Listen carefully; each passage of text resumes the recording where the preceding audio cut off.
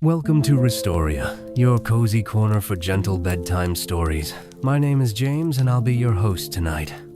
Every night, we bring you peaceful tales designed to calm your mind and help you drift off into a deep, restful sleep. So snuggle in, close your eyes, and let the story begin. The story tonight is called Alden and Press. Chapter 1. The shop on Windwillow Street. On the gentler end of Windwillow Street, past the sleepy tailor shop and beneath the branches of a slow-swaying elm, there stood a narrow building with a curved green awning and frosted windows that glowed soft gold by evening. Above the door, in careful hand-painted letters, was the sign, Alden Press Gentle Printings, since 1892. Inside, the air was always warm with the scent of ink and worn pages, and something else, just a trace of orange peel. A jar of dried rinds sat on the corner of Mr. Alden's desk, catching sunlight and giving the whole shop the smell of quiet comfort. The floor was smooth pine, worn soft by more than a century of patient footsteps. The walls were lined with shelves filled not with books, but with stacks of hand-pressed papers, small stories, kind notices, simple thoughts printed slowly and carefully. And in the center of it all, resting like a ship anchored in calm waters, was Bruno. Bruno was the press. He was deep bronze and polished oak, his levers worn smooth by time, his frame steady as stone. When he worked, he made a sound like breathing. Chuff, press, release. Chuff, press, release. It was not a fast sound.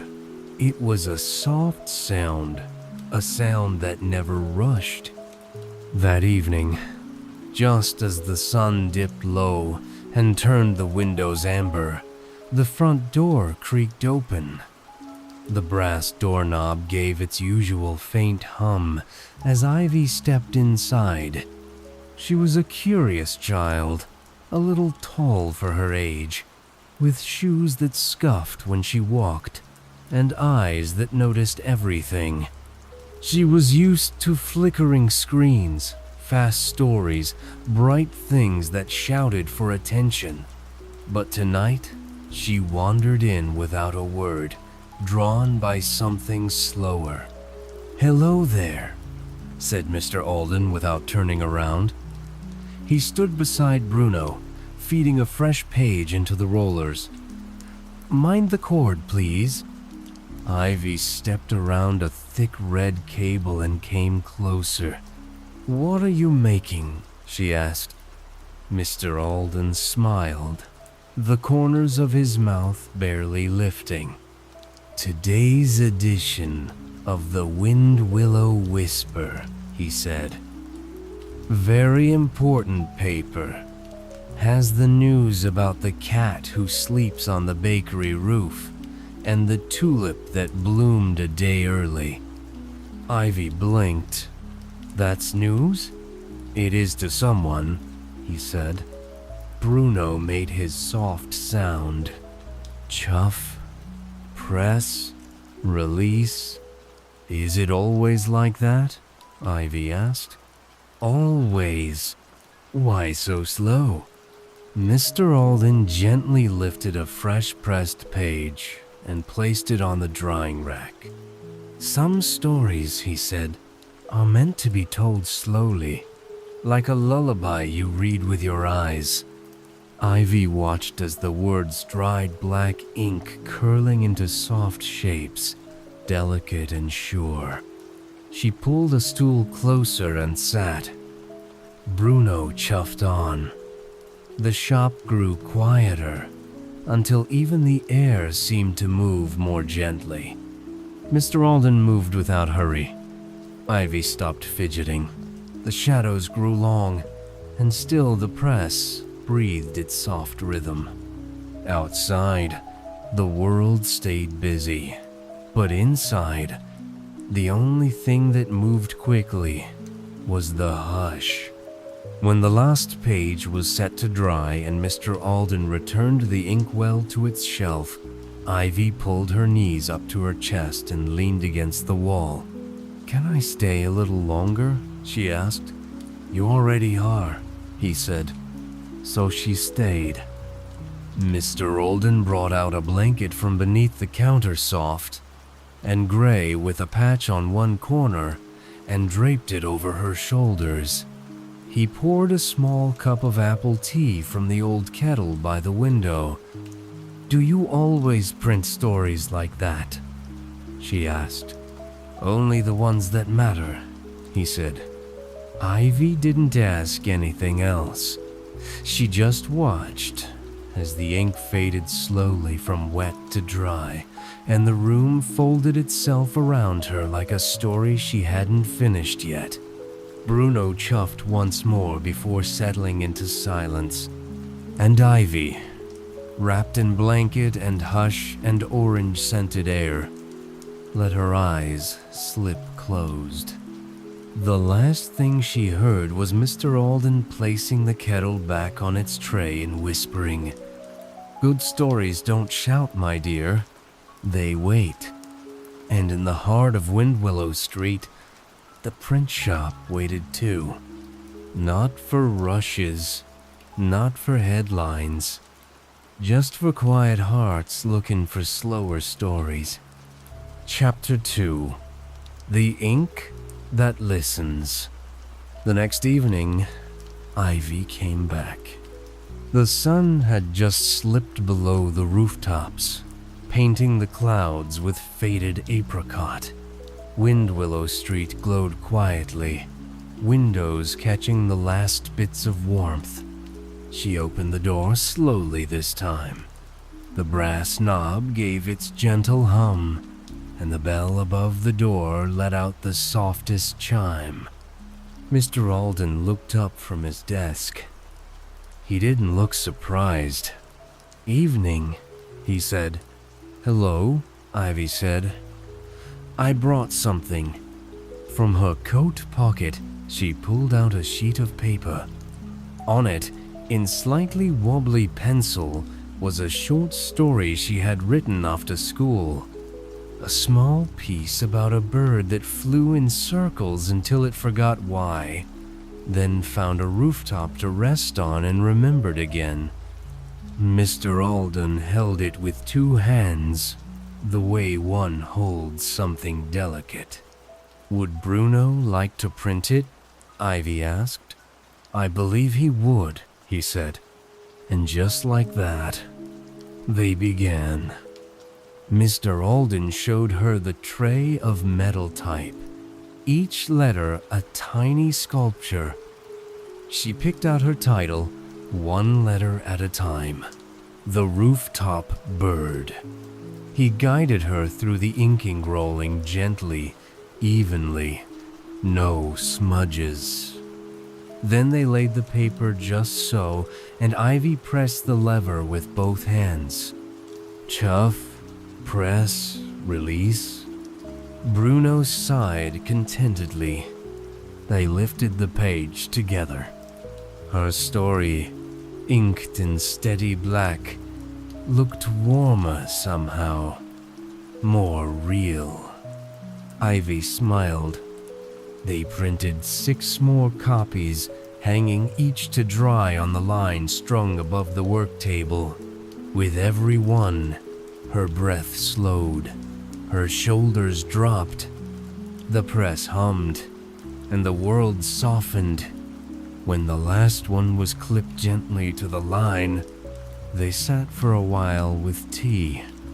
Mr. Alden passed her a biscuit slightly dry, perfectly buttery. Ivy broke it in half and saved one piece for later. "Do you remember every story you've printed?" she asked. "Not with my head," he said, "but my hands do." They sat in companionable silence, broken only by the occasional creak of Bruno cooling down.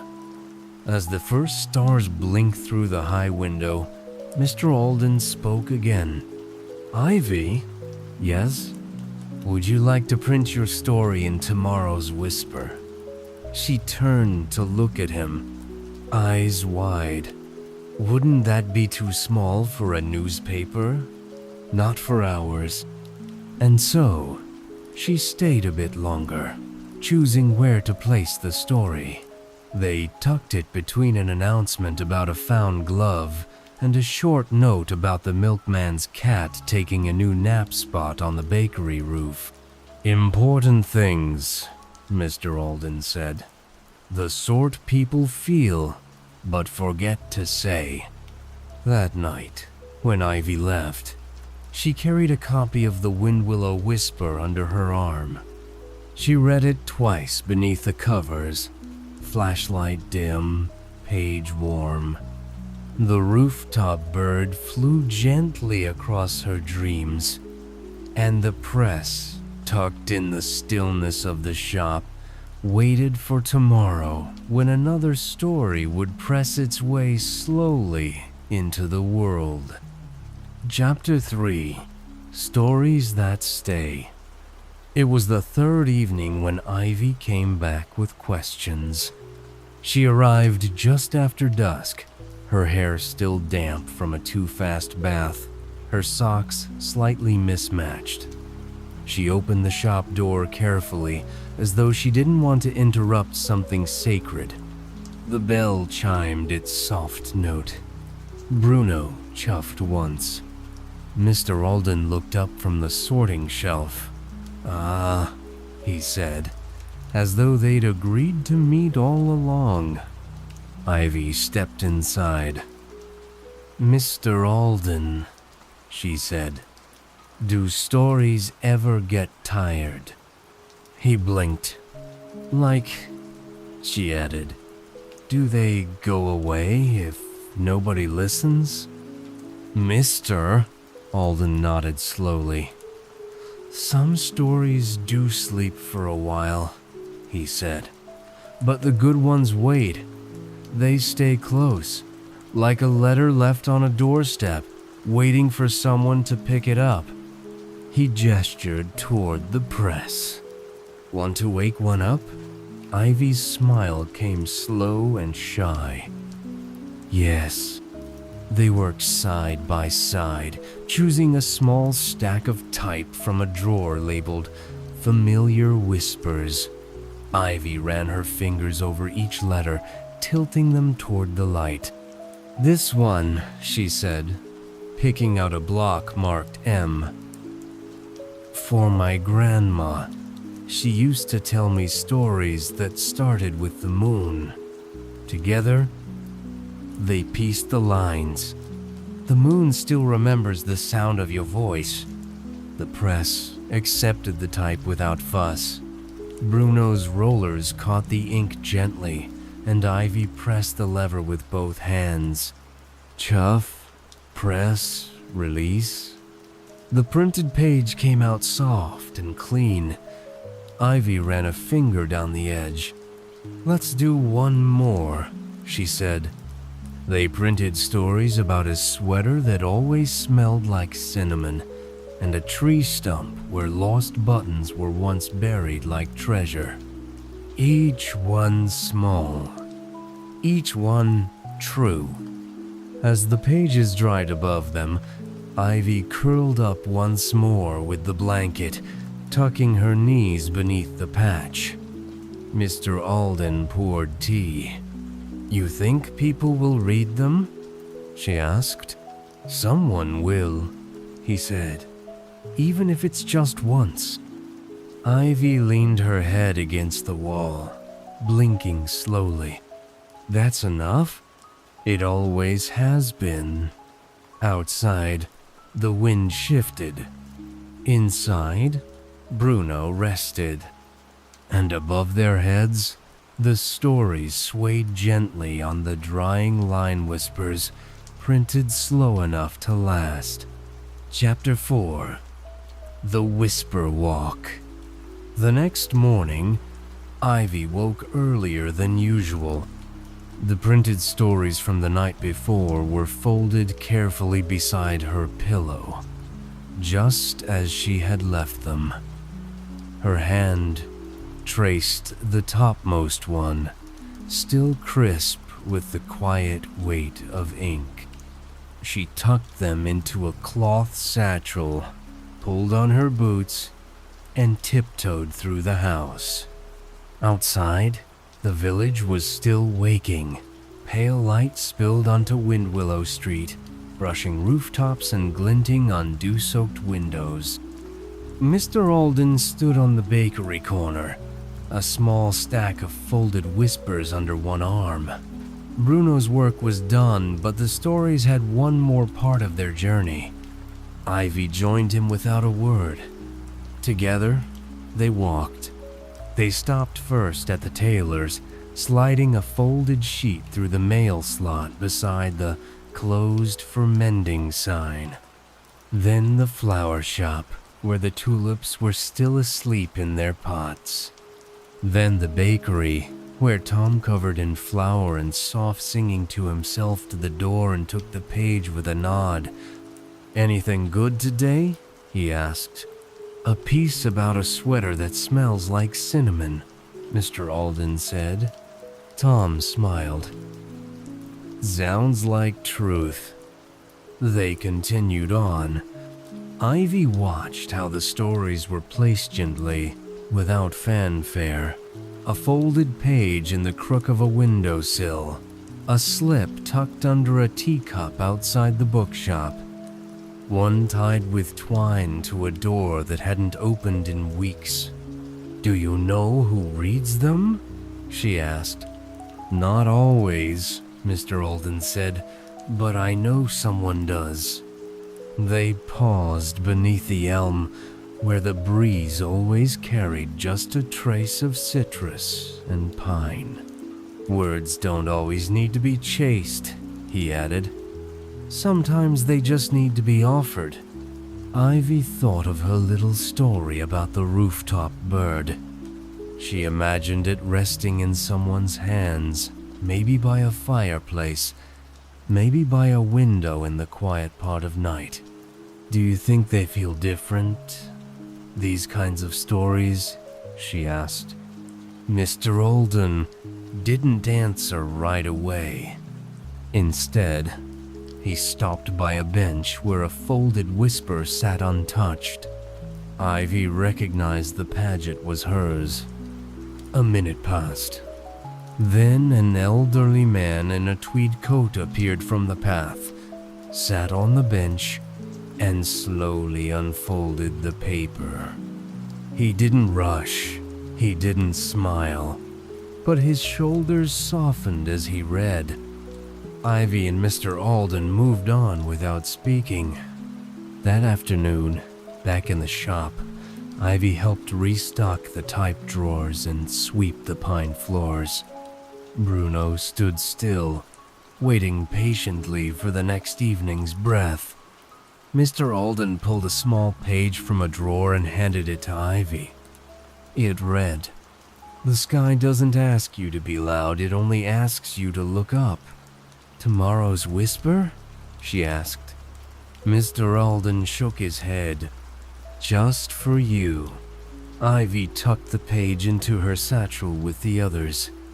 Later that night, she read it again by candlelight.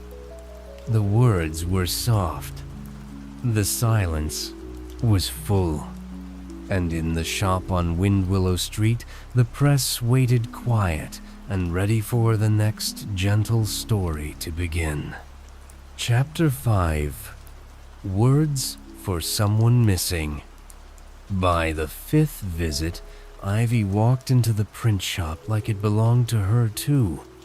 She knew where to hang her coat, where the warmest stool was, and which cupboard held the good biscuits.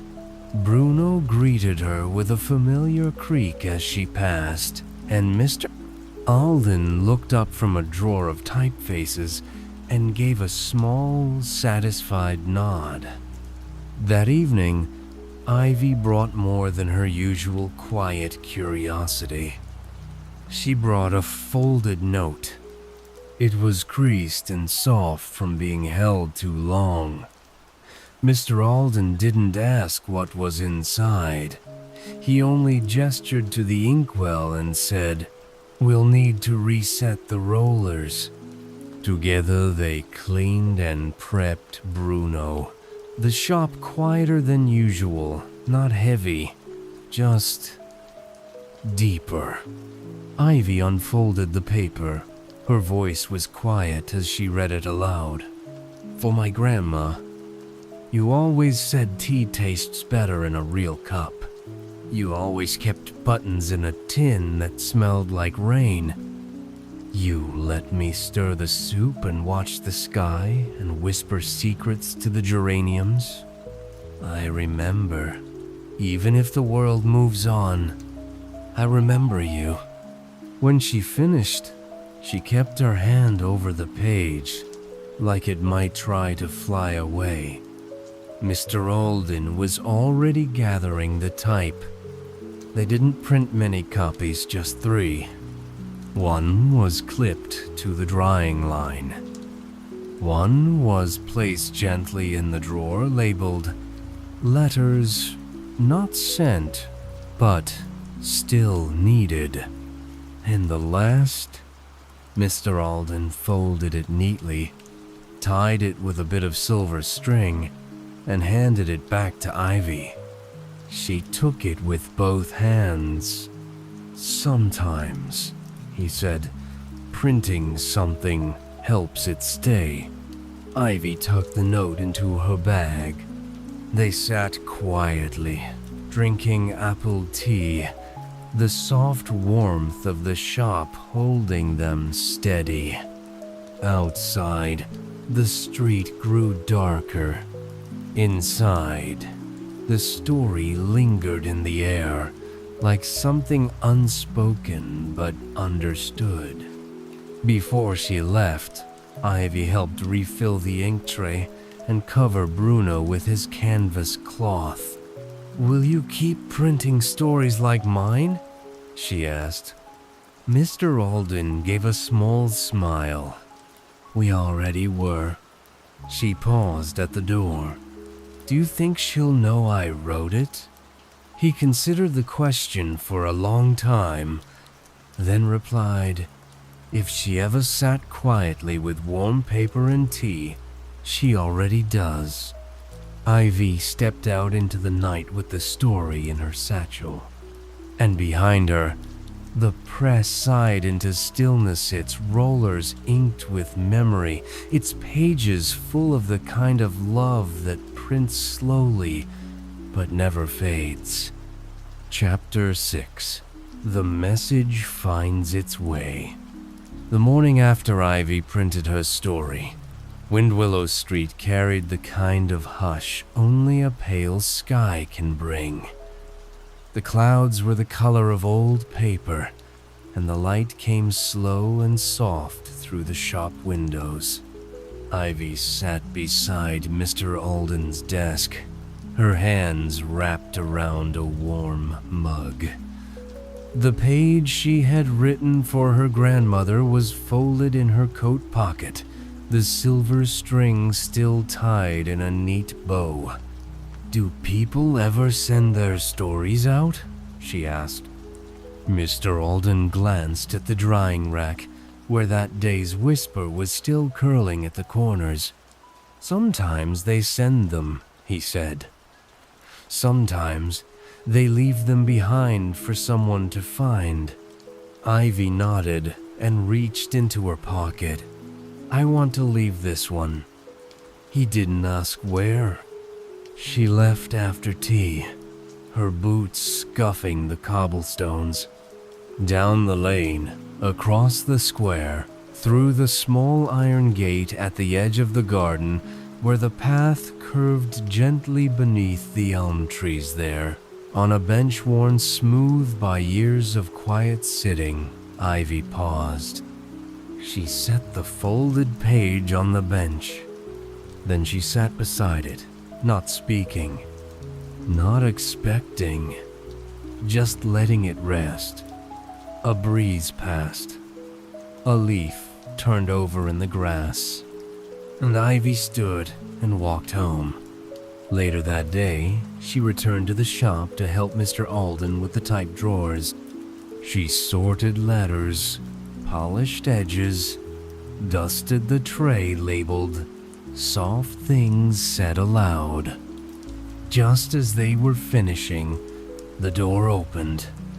The bell gave its quiet ring.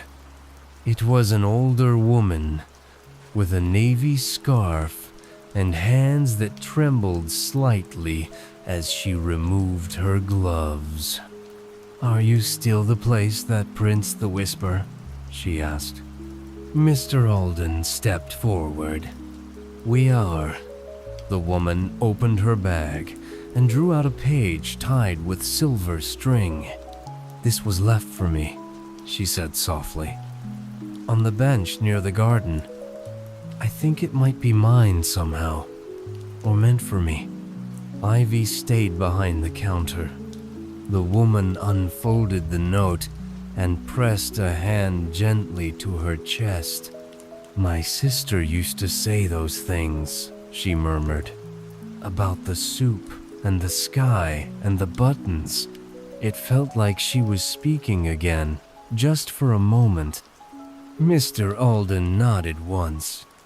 "We print stories like that here," he said.